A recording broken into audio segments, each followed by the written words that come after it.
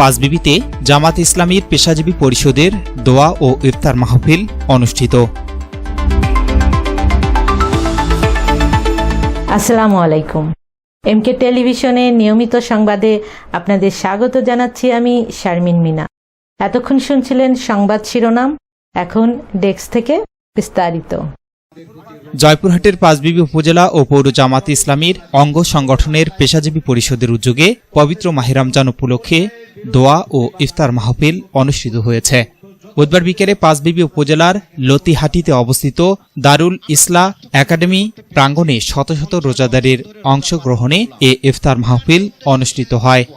ইফতার মাহফিলে প্রধান অতিথি হিসেবে উপস্থিত ছিলেন এশিয়া মহাদেশের অন্যতম বৃহৎ ইসলামী সংগঠন বাংলাদেশ জামাত ইসলামীর কেন্দ্রীয় মজলিসের শুরা সদস্য ও জয়পুরহাট জেলা জামাতের সেক্রেটারি মাওলানা গোলাম কিবরিয়া মণ্ডল।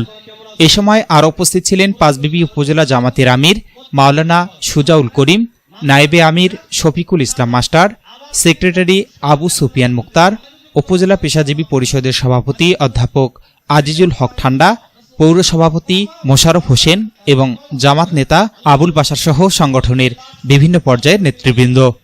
ইফতারের পূর্বে দেশ ও জাতির কল্যাণ কামনা করে বিশেষ দোয়া ও মুনাজাত করা হয়।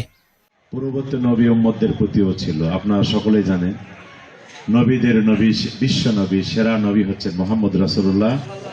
এবং এই সুদী ভাইরা বেশি সমস্ত ইবাদত কবুল আর মঞ্জুর করে দাও। আমাদের কামা রাব্বায়ানি সাগীরা, আল্লাহ সমস্ত বিশ্ব মুসলিমদের হেফাজত করো।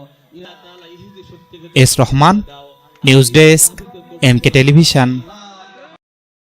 শেষ করছি এমকে টেলিভিশনের নিয়মিত সংবাদ। এতক্ষণ সাথে থাকার জন্য আপনাদের সবাইকে অনেক অনেক ধন্যবাদ।